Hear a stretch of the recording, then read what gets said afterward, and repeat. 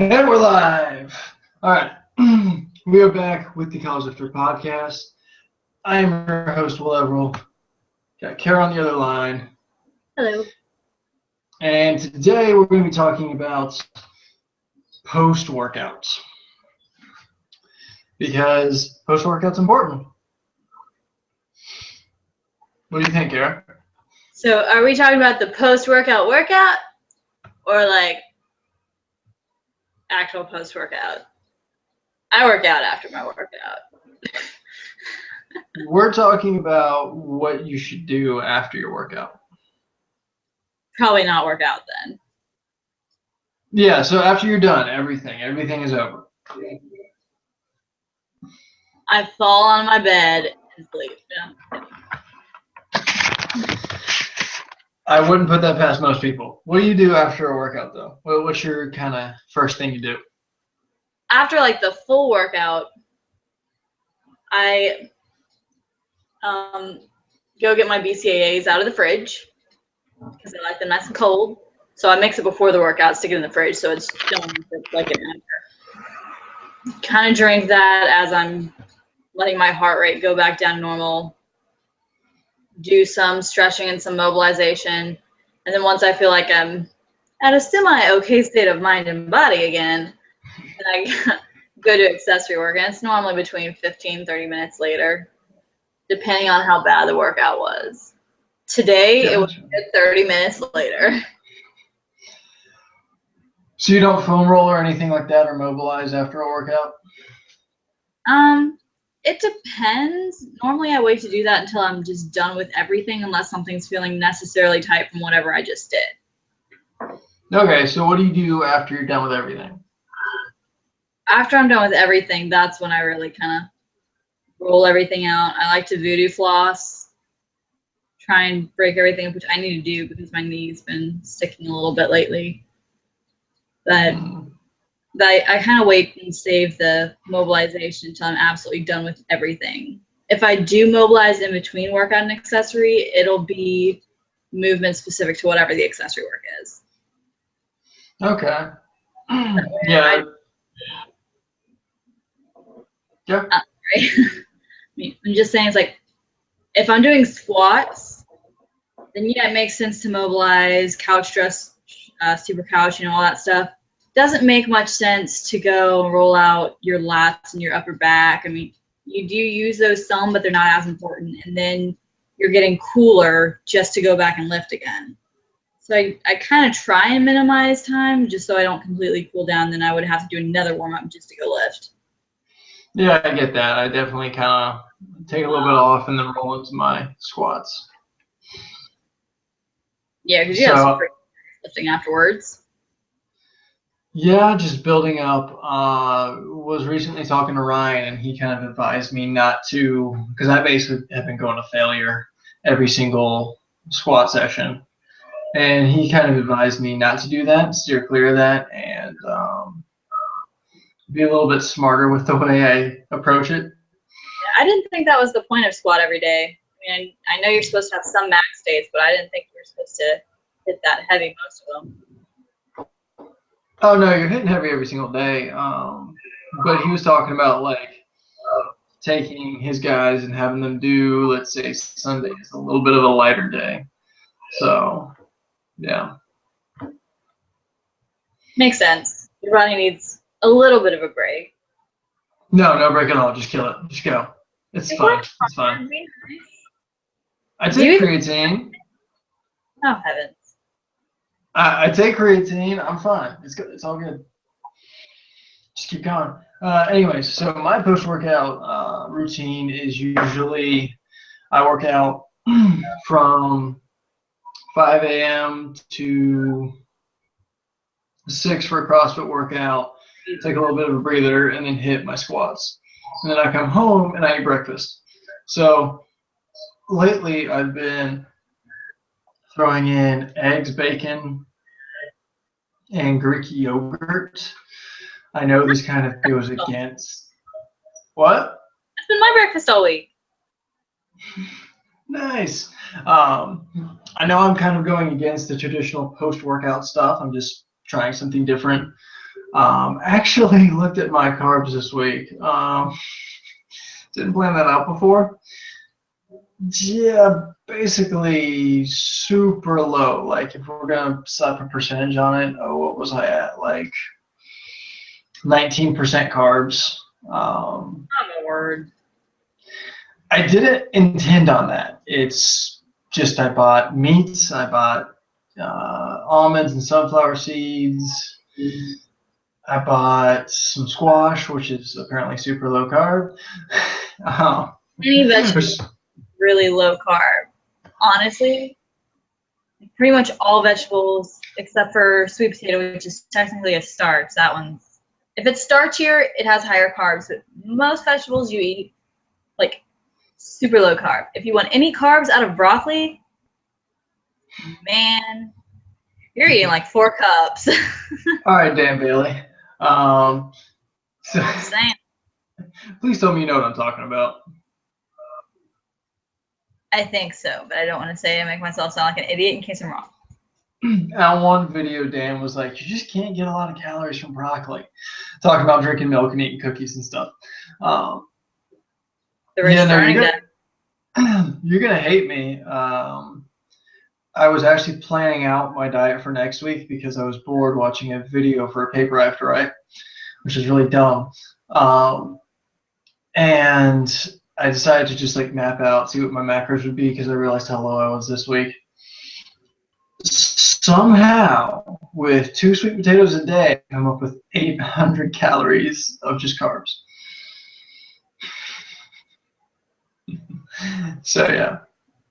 I have a hard enough time getting myself to eat half a sweet potato, but I have a little bit of an old-fashioned mindset about carbs. So. Well, this is only to get the zone split: 30% fat, 30% protein, 40% carbs. It's crazy. And I still need 800 calories from carbs on top of sweet potatoes and Greek yogurt. So I don't know where that's going to come from, but I'll figure it out. And whole milk. So we'll see. I might. What? Bananas. I don't think I'm going to get. For a banana. All right, so what's 26 times 4? Don't ask me to do math. That's too much. You're asking too much of me now. So 26 plus 80, I think. Yeah. So that would be 106. I need 8 times that. I need to eat 8 bananas a day. Maybe not then. I think I'm going the cookie route, probably something just to make this up. I hate you. It will only be post-workout, which is why it's relevant to the show, bringing it back around. We'll do burrito. Tortilla.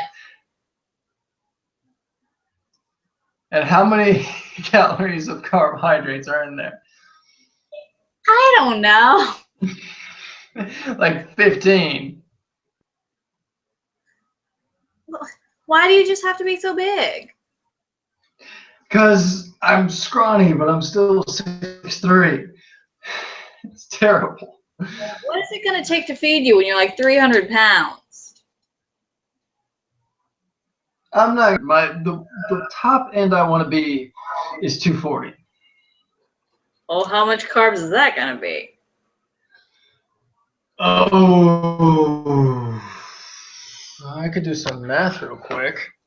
You keep talking. What do you think about post-workout nutrition? Go. I don't. I'm not going to lie. I don't. No, that's really bad. I don't actually do any post-workout nutrition because where you work out at like 5 in the morning and then go back home, I work out at 5:30 in the afternoon, then do the accessory with the fair deal of socializing in there. So by the time I get home, it's normally between 7 and 7:30. That's just dinner. And since I don't really want to carry extra food with me all day because I already have to pack lunch, I just don't bring anything. I have started taking my protein. This is pre-workout, so it doesn't really count. But I've started taking my protein shake when I get to the gym right before I work out.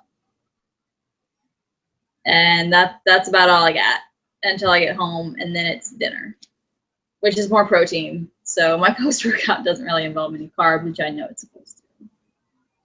Well, I mean, if you're taking the shake right before you go in, it kind of is post-workout because of digestion time, and that's kind of the whole purpose of it. And it is BMTS, so it does have some carbs in it. It does. My thing is, when I do end up throwing in stuff, I'll probably do most of it. You know, obviously, I've already scheduled the sweet potatoes at breakfast and dinner. Or lunch and dinner, but I will probably throw in something super high right after my workout for breakfast and then taper off throughout the day is what I'm thinking. So it just goes to show you, though, if you think low carb is hard, it's not. Just adjust your palate to fish and squash and seeds, and you're good.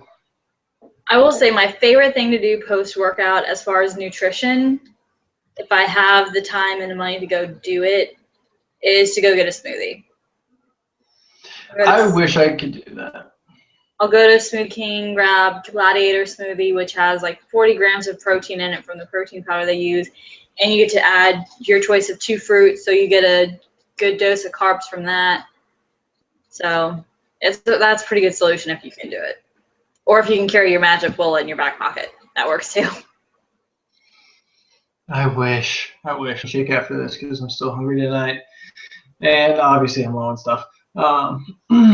But so that's post-workout nutrition is basically you're hitting ideally a half protein, half carb meal. So if you have a plate, split it down the middle, put protein on one side, whether you work out in the morning like me, so it's eggs, bacon, sausage, stuff like that.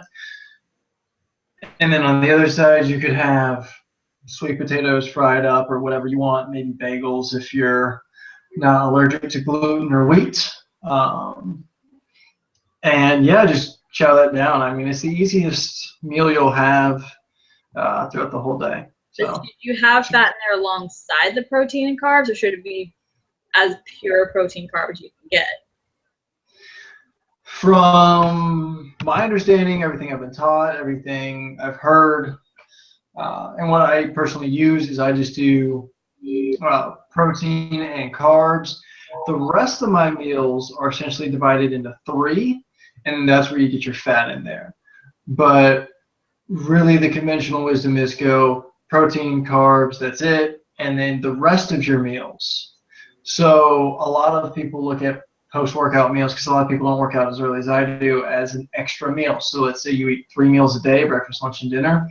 You add in a 4th meal, which is your post-workout meal, and that's your half protein, half carbs. Mine's a little out of sync of that normal order because I do my workouts in the morning, but I also throw in a shake that is pretty well balanced between all macronutrients, and I throw it in with whole milk, so you get the good fat in there. Well, some people might debate me if it's good fat, but you get fat in there. And that acts as my 4th meal. So essentially breakfast is my post-workout meal, and I bump back to lunch, snack with the shake, and then dinner. I think my favorite workout homemade smoothie is half a banana to a banana, depending on how much you want. Scoop of chocolate protein powder. If you don't have that, just add cocoa powder to the vanilla. I've done that and it works. With a scoop of either peanut butter or almond butter, whichever you prefer, with the almond milk. And it honestly tastes like a chocolate peanut butter banana shake, and it's amazing. I need to try that. So, it's like a treat, and you know my sweet tooth acts up so bad. And it's a thing. I mean, mine does at the end of the week. The beginning of the week, I'm pretty good, especially if I've got a lot of almonds and stuff right behind this computer. Then I'm pretty good. At the end of the week, though, come Thursday, Friday, I'm staring hard at some candy bars. I'm not gonna lie. The beginning of the week's normally pretty good for me, but it's because normally I've eaten way more poorly than I want to during the week. The result, I just feel like horrible and sluggish and slowed down, and I'm like sworn off. Sweet stuff for a while to let myself detox, but I managed to reset between 2 days, and then my sweet tooth right backwards. I'm a slow learner. I mean, for most people who have never gone super low carb like I do it, not meaning to, that's probably why I am physically smaller than I want to be, is when I actually go higher fat, lower carb. And I would like to put on some more size, but that, if you've never gone low carb and then thrown in like crazy cheat meals on the weekends or do what we accidentally just like a cheat weekend, you don't know the power of carbs. That stuff will put you to sleep. So, But I need that with my heavy behind schedule. Yeah. yeah. I think what I really like carbs for, honestly, is kind of, now, okay, let me preface this. People talk about central nervous fatigue all the time. 99% of the time, someone says, oh yeah, my CNS is just fried, but I'm just going to work some muscular stuff, so I'm going to do some deadlifts. Hold up. Those two things run together in that context. So I'm not one of these CNS fatigue guys. But I think ice baths have their place in CNS recovery after a long workout or a competition, something like that. I definitely think it's got a neurological recovery factor with ice baths, and I have an idea that it's the same with carbs. So you don't need carbs particularly, but if you're doing higher volume, or if you're doing, mostly higher volume, then you need them more. If you're leaning towards more of a, I guess you could say, traditional, maybe Bulgarian style weightlifting program, maybe squat every day along with the bench most days program, you really don't need it. You can really stick lower carb. Mm-hmm. So in those situations, I mean, post-workout, I just do something like the shake I have. It's pretty low down there. If you got to think about milk, you can mix it with something else, but that's just my choice. So ice baths. Yeah. I can't. I just can't. It's cold. I try to force myself every morning I take like a hot shower. And I know contrast baths don't work, but to wake myself up in the morning after that, because I'm a little tired. I mean, I've just done a Metcon plus another weightlifting workout to near max effort, is I'll just flip it to cold and just force myself to stand there until I just can't take it anymore, then I'll get up. And that really does help, like, reset me. I feel a lot more energized afterwards. And that's where that comes from, as well as hearing it from other people such as John Welborn, who I think is a very in-tune guy, obviously NFL veteran, talking about the same thing. So for me, really helps.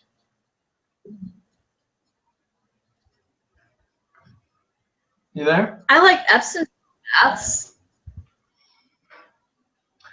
I like that too, but for me, that's almost too relaxing. Like, it doesn't get me up and going and moving. But as a recovery source, it's nice. Yeah. At the end of the day. Or at the end of the Unless you are in an apartment with a very disgusting faucet system, then it's not cool. The water starts turning brown. It's terrible. So actually, that makes me think of an interesting question. Because when I do things like that, it'll be at the end of the week, when my body's really just feeling beat up. Is your post-workout different at the beginning of the week when your body's still fresher than it is at the end of the week? Not really. So as far as nutrition, it's going to stay the same.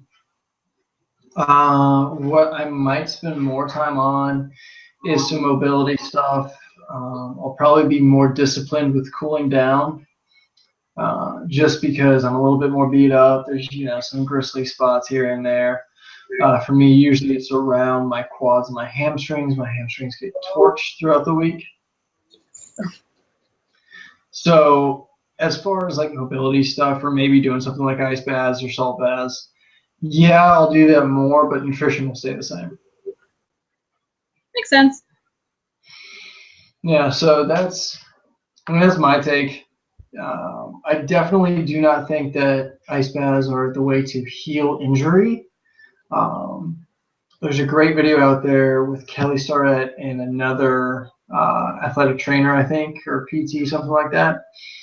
And they're talking about how if you ice something, you're actually fighting the body's response, because that inflammation and all that heat and blood, that's bringing stuff to fix the problem. So if you ice it, you've now mitigated that problem.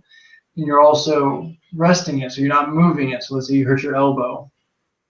If you're not moving your arm around, you're not pumping that lymphatic system. That lymphatic system needs movement to pump things out of it. So to heal itself, you really need something more like the Mark Pro or Voodoo Floss or something like that. So if you do happen to injure yourself during a workout, just keep going on business as normal? No. I do that. I shouldn't. What I would do is, if it's a real injury, first you have to see how bad it is. If it's like just something that's nagging and hurting, Voodoo Floss that thing, tack and floss, foam roll, get a Mark Pro, do something like that.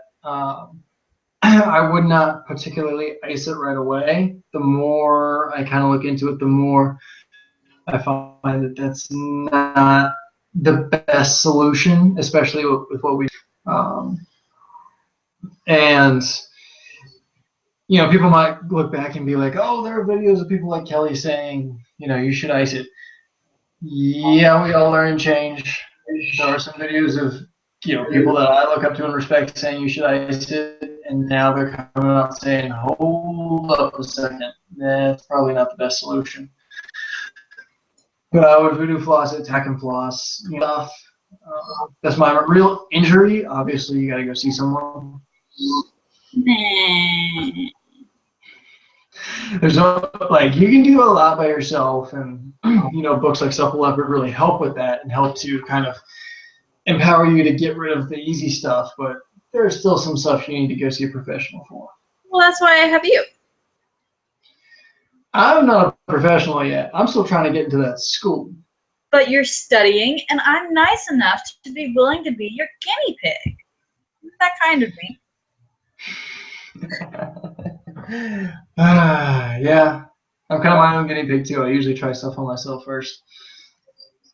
You try everything on yourself first. You are ridiculously receptive to change in anything. I am a pretty quick responder to change in training diets, pretty quick for mobility change, but usually I stay on top of stuff like hydration, usually diet, and there's also a genetic adaptation component probably in there, even though I'm not one to throw stuff on genetics. That argument bothers me, but yeah. But it does have some place. I never will believe it when someone's like, oh, this was just the way I was born. My genes won't allow me to be fast. They won't allow me to be explosive. Any of those excuses for why you're not performing as well as you'd like in a certain area, I won't take. But there are definitely factors to that. The thing is, especially in a sports-related field, you can overcome those if you're willing to work hard enough. Yeah, in my opinion, genetics don't really play much of a role in the general population of CrossFit, because number one, you're amateur athletes anyways for the most part, unless you are the Rich Froning or some of these elite people. You're an amateur athlete. It doesn't matter that much. You're not getting paid. Now, there is a bit of a separation. I think it's like a 5-10% gap between people who are genetically gifted and who aren't. But the 10% gap is the difference between being in the top X in the games, or playing in the NFL or NBA, or playing soccer overseas or whatever. Yeah, there's a gap, and yeah, there's a difference. And of course, there are people who don't have the best genetics who still make that leap. But it's not like, oh, I can't work out, I can't be fast, period, at any level. I can't be strong at any level. I can't have endurance at any level. I can't be in shape at any level. That's all just stupidity. And in my opinion, a lot of the genetic stuff you hear about of like, oh yeah, that's genetic, that's genetic. Is it genetic, or is it traits passed down through the family, as far as not genetic traits, but like, this is how you were taught to eat. This is how you were taught to meal prep. This is how you were taught to act. It's learned behavior. It's not inherently genetic, because only till recently have we been doing mass scale genetic testing, now that you can send your stuff into any of these companies and get it done. So you got to look out for that. If someone's like, oh yeah, it's just genetic that my family's slow. Is it, or has no one really pushed it? Is it genetic that you're overweight, or is that just the habits that your parents instilled in you? So. True. I mean, even on things that are on a more genetic muscular level, like fast twitch versus slow twitch, there's been studies done that it might be possible to kind of morph those. Oh, it's totally possible. Who was it? There's a video with Tim Ferriss. I think he was at South by Southwest, and he was giving a talk, and he originally had genetic testing, and they're like, hey, guess what? You're not really built for strength stuff, but you're great for endurance. And then he gets another test done, and it's like, you don't have any of the enzymes for endurance. So he starts strength training. Guess what? He's got, well, I think it was like 40-something% fast twitch muscle fiber. It's like, oh, wait, you said he genetically didn't have the ability to do this, and then he does it. Muscle fibers can change. It all depends on the stimulus you give them. So that's why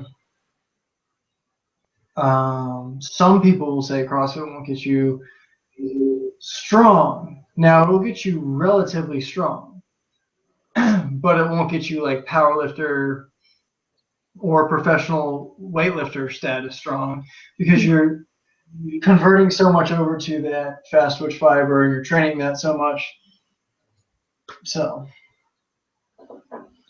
Yeah. And then there's also competing stuff of what really determines fiber type, and how much does fiber type even play within all this other stuff. And like, we're really just starting to understand how muscle fiber adapts to stimulus in a real scientific, like, nitty-gritty way. So I mean, the world is crazy. Bottom line, in my opinion, you are not limited to being slow or weak or even too fast and not a long distance guy. There's going to be a bit of a genetic gap. Like, some people just got something that other people don't, but that's the difference between, playing a professional sport and just being a recreational athlete. At the end of the day, whatever's you, you're going to find a way to make it happen. If it's important to hit X on your back squat, then you're going to implement a program that allows you to reach that goal. If your goal is to be able to run a 5K, you're going to start implementing things to make that possible. I mean, you can never really say, well, I can't do this because I just wasn't created to be able to do that. It's how bad do you want it? I mean, if you're saying I can't do it because that's just how I was created and you don't really care, yeah, you're probably never going to be able to do it because you're not willing to take the steps to get there. Yeah. But at the time it's something that you want, you have your sights set on, whether it's a physical goal or even reaching outside into the work sphere, you're going to find a way to make it happen. And that's the important part, as long as you don't stop trying. Yeah, like when I say genetic advantages, I'm talking about stuff like a lot of pro athletes have this interesting ability to be able to essentially slow down time. Their brain ramps up. So your kind of frames per second increases, so essentially slows down time, and they can react better to different things and see things that you normally wouldn't. that's not going to affect your squat very much. Like, yeah, you can still squat a lot of weight if you don't have that ability. So, yeah. Anyways, back to post-workout. Occasionally, sometimes, Kara and I will have a post-workout where we go to this very nice Krispy Kreme donut shop. And we enjoy some Krispy Kreme donuts. This also coincides with cheat day, so don't go too crazy on us. But yeah, so I'm not recommending you jump off the wagon that bad, but I mean, stuff happens. Just gotta have some fun in your life. I mean, Yeah, it's important to be metabolically flexible. exactly. And you had to try that pumpkin spice latte and go all basic. So I had never had one in my life. I wanted to see if the hype was real. It was not. That was disgusting. It was the worst coffee thing I've ever had in my life, and I love coffee. I love good coffee. That's not good coffee. I will attest to that. He cannot talk in the morning without his coffee. I really can't. I had bulletproof coffee this morning, not like the brand, but I put MCT oil in my coffee, and I was wired. I did terrible on a balance test in my biomechanics class because I was just too jittery. We had to do this balance test, and we had to do it on the floor and then on this mat thing. I was way too jittery. There was no way. I scored like the worst in the class. I got like 5 points off on every movement. It was terrible.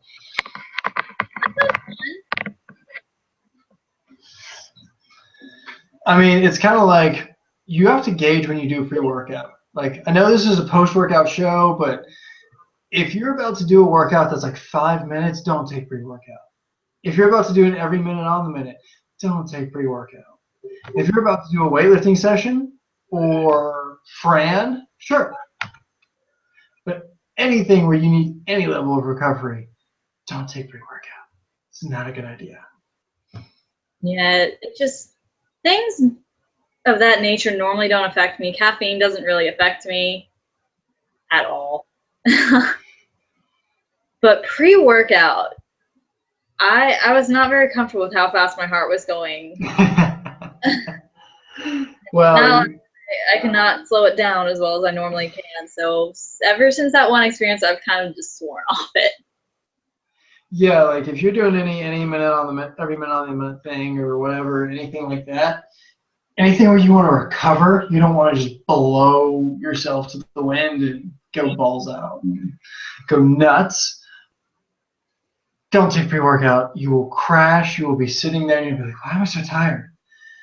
I shouldn't be this tired already. It's because you're taking pre-workout and your body's freaking out thinking you're getting shot at or something. Like, you just went back to Native American days in the colony and they're chasing you. Or you went back to, like, the jungles and some gorillas are after you. Oh, my word. Not to be offensive, just saying, if I was being chased by a bunch of people shooting arrows at me, I'd be freaking out. Or guns, whatever. Or gorillas. Gorillas are scary. Alrighty then. What? They're big. They're bigger than me. I got nothing. Normally that's you saying that to me, so. It's late, folks. I'm sorry. It's been a long day. I've been up since 4. It's 10 o'clock. Just cut me a little bit of slack. You're nuts. A little bit. Well, we have Wednesday off. Happy Veterans Day, everyone. If you serve, thank you. Yes. Thank you very much. It'll be a fun day. I'm curious to see what kind of workout we'll have planned, especially considering the amount of military in CrossFit in general and in my particular gym. So it'll be interesting. I'll be busy getting my car serviced, so there's that. I'll still probably be waking up at 4 a.m. You are, You know, I've noticed. Here's another thing. All right, for kind of post-workout thoughts. When do you work best? So I know I like get stuff done as far as schoolwork, business work, stuff like that in the mornings and after a workout. That combination is really good for me. So if I don't wake up at 4 or 5 in the morning and work out at 5 or 6 in the morning, I'm not getting stuff done that day. So yeah. That's kind of tricky. I mean, honestly, it's just for me. Like in the summer when we were going working out at, what was it, 5:36 or something like that in the morning, Yeah. I just didn't feel like my day was started well if I didn't do that early in the morning. But when my days start earlier, that doesn't really hold true for me. Like on the days where I would work summer camp and I had to open at 7:30, if I worked out early in the morning, I was just kind of dragging. My Yeah. time tends to be around the 9:30 workout. I have some time to like kind of wake up slowly and kind of get into a focus, let's go lift frame of mind, hit it, and I'm ready to go home and work. And I still have the majority of the day ahead of me to do so. That's what really works best for me. Unfortunately, what fits my schedule is the evening. And when I do have the evenings, just because how my gym works, I like to go to the 5:30. Because all my crew's there, so that helps. But it also gives me a good hour afterward to do accessory that I'm not in anybody's way because there's not a class after at 6:30. And then I kind of go home and that's my wind down. So either way you slice it, I either need to have it before I really start the day or right when I'm finishing the day. So I can either wind up to it or wind down from it. If it's like in the middle of the day, it just kind of creates this awkward tension. That's just, yeah. Oh, I'm in the same boat. Like, I enjoy working out at 12, but that's the only thing I'm doing that day if I do it. Yeah. So, but yeah, all that being said, post workout, bringing it back. Bring it back with gorillas. word. With what? Words. No, that still counts as one word, right? Because it's a prefix, so that's not technically its own word. Anyways, post workout. Usually, here's a tip: your music. Post workout, listen to something chill. Don't walk out there like just blaring death metal in your headphones. Like, yeah, I'm just still so hardcore. Let yourself come down and then back up. Or else you will be dead after 12 and you'll just be like, oh my God, I can't do this anymore. So hard. My day's too intense. Like, So what do you listen to on the way to the gym? On the way to the gym, I've been jamming some Yellow Wolf. See what else. If I'm feeling like more mellow in the morning and I'm not trying to just jolt myself up, I'll listen to Bright Lights by Gary Clark Jr. I like that one. Just some more chill but smooth stuff. But then, of course, if I'm trying to blast myself awake like I have been recently, it's something a little crazier. Fair. What about you?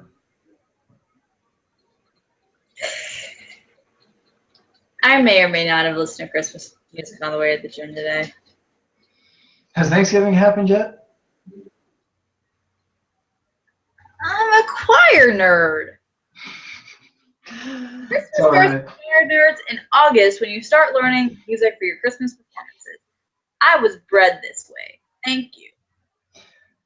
You know what? That's not the worst thing. I'm going to save it for next week's show when we do have Ryan on, because I'm going to talk about his selection of music the other day. Oh, that's fun. We are also going to talk about, possibly, hook grip. Yes. That should be enough of a catch to get everybody to listen up, because I know that's one of those huge things in gym. I can't tell you how many coaches say hook grip has saved their lives.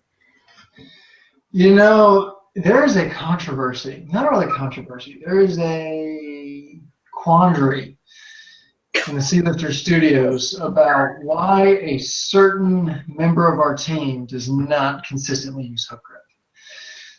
So, yeah, well, we'll explain who it is and the reasons next week. That might be more than one member. Well, a member you wouldn't expect, maybe. Possibly. I don't know. I don't actually know the answer to this one, folks, and I'm a member of the team, so stay tuned. See, I'm that good, folks. I even confuse my own team members. They don't know what's going on. They're not ready for this. We don't, ever. That's not true. I try to keep you guys on your toes. Sort of. It's fair. I do that to you every other day of the week, so. I did to Ryan and the crew yesterday or Saturday. I showed up without having eaten all day or the night before, and it was probably a little weird. So I apologize to everyone who was there if I was acting very strange. I hadn't eaten. Sorry. Because I had heard a couple other podcasts talking about ketogenesis or ketosis, sorry.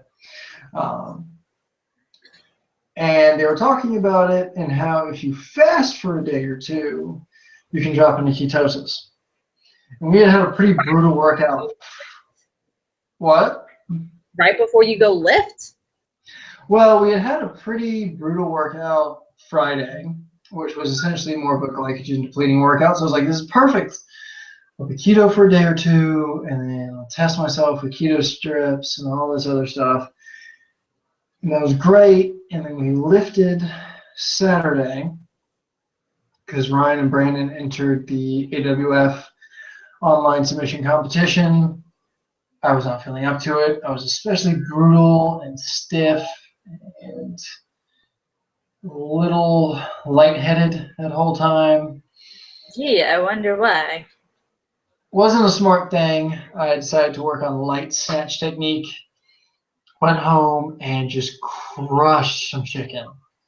Like, I mean, savage, just tearing into this chicken. So, yeah. I'm glad I was not there to witness this. I felt great afterwards, but I realized that combination that early, like if I was going to just do that drop, I shouldn't have weightlifted that day. Not a smart move. Or gone to the grocery store that day. That didn't help either. So, yeah.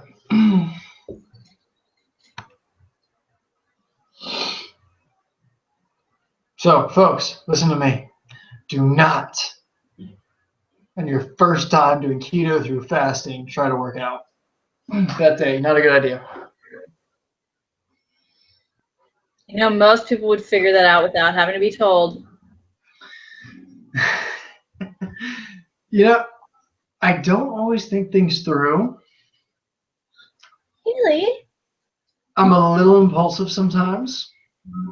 No.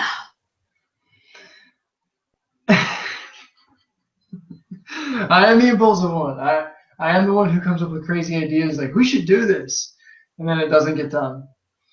And then I'm the one that either tells him that it is or isn't feasible and how to make it happen if it is. I just have a CEO mindset. I come up with everything we should do, and then I need a CFO to come in and check. Which is why I run all the social media. Yeah, I'm terrible at computers. Like, honestly, to get this podcast online and on the website and on iTunes is basically like Einstein coming up with this theory of relativity for me. It's on the same level. Speaking of which, has the website updated? Yes and no. We've got some updated features on there. The layout in the background has not been changed yet. That will be coming shortly because I stumbled upon something that I think would look even better.